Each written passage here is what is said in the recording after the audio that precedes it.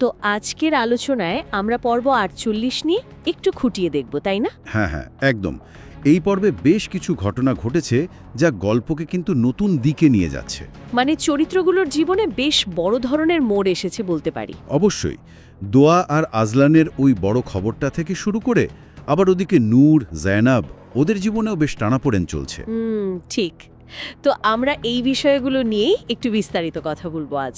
আচ্ছা, তাহলে শুরু করা যাক সবচেয়ে বড় খবরটা দিয়ে, ওই যে দোয়ার ব্যাপারটা। হ্যাঁ, মানে পর্বের শুরুতেই তো উত্তেজনা ছিল যে দোয়ার সন্ত্রয়ী কান্নাটা অনেক দিনের একটা ইচ্ছা, একটা আকুতি যেন প্রকাশ পেল।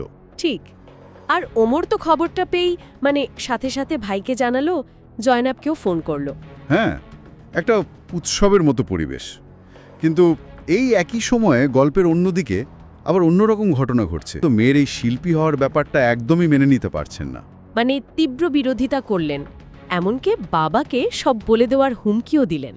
হ্যাঁ, এখানে আসলে ওই পুরনো চিন্তাভাবনার সাথে নতুন প্রজন্মের স্বপ্নের একটা সংঘাত স্পষ্ট দেখা যাচ্ছে। কিন্তু নূর এবার দমে যায়নি। সে কিন্তু মায়ের অমতেই বাবার কাছে, স্বামীর কাছে নালিশ করলেন মেয়ের অতিরিক্ত স্বাধীনতা নিয়ে। বাবা অবশ্য আপাতদৃষ্টিতে শান্তই ছিলেন। এই শান্ত থাকার পেছনে কি আছে কে জানে। এর মধ্যেই আবার আর একটা ঘটনা, আসমা ফোন করল মরিয়মকে। হ্যাঁ, ওই যে মিনার মেয়ে নাকি নূরকে দেখাছে কোনো ছেলের সাথে ক্যাফেতে, সম্ভবত আজলান। আর এই অজুহাতে সে নূরের বিয়ের সম্বন্ধ দেখা বন্ধ করে দিচ্ছে। ব্যাস, একদিকে পারিবারিক চাপ, আরেকদিকে এই সামাজিক কানাঘুষা। নূরের অবস্থাটা বেশ জটিল হয়ে উঠছে। এই চাপটা কিন্তু শুধু নূরের না, জয়নাবের জীবনেও আছে অন্যরকমভাবে। ঠিক। ওই যে ওমর যখন ফোন করলো যমজ সন্তানের খবর শুনে দেখা করার কথা হলো। হ্যাঁ, কিন্তু জয়নাব তো ফাতিমার কাছে ওর ভয়ের কথা বলছিল। ওর একটা দ্বিধা কাজ করছে, একটা অপরাধ বোধ।